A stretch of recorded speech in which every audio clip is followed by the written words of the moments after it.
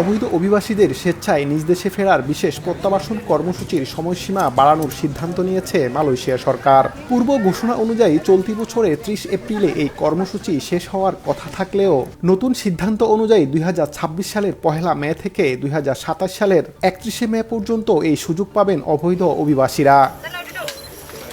অভিবাসন বিভাগের মহাপরিচালক জাকারিয়া বিন শাবান জানিয়েছেন, কর্মসূচির আশাব্যঞ্জক সাফল্য এবং অবৈধ অভিবাসীদের সংখ্যা হ্রাসে এর কার্যকারিতা বিবেচনা করেই এই মেয়াদ বাড়ানো হয়েছে।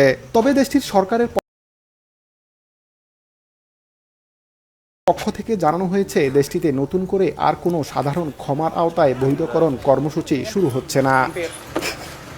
মালয়েশিয়ায় অবৈধভাবে অবস্থানের জন্য ৫০০ রিঙ্গিত, পাসের শর্ত ভঙ্গের জন্য ৩০০ রিঙ্গিত এবং স্পেশাল পাস ফি হিসেবে ২০ রিঙ্গিত দিতে হবে। তবে এই ব্যবস্থার বড় সুবিধা হলো, অভিযুক্ত ব্যক্তি বিচার বিভাগীয় প্রসিকিউশনের মুখোমুখি না হয়ে স্বেচ্ছায় নিজ দেশে ফেরার সুযোগ পাবেন। এদিকে অভিবাসন বিভাগ হুঁশিয়ারি দিয়েছেন, এই মেয়াদের সমান্তরালে দেশজুড়ে চিরুনি অভিযান ও গোয়েন্দা নজরদারি আরও জোরদার করা হবে। আইন লঙ্ঘনকারী অভিবাসী তো বটেই, অবৈধদের আশ্রয় দেওয়া নিয়োগকর্তাদের বিরুদ্ধেও নেওয়া হবে কঠোর ব্যবস্থা। মোহাম্মদ আব্দুল কাদের, সময় সংবাদ, কুয়ালালামপুর, মালয়েশিয়া।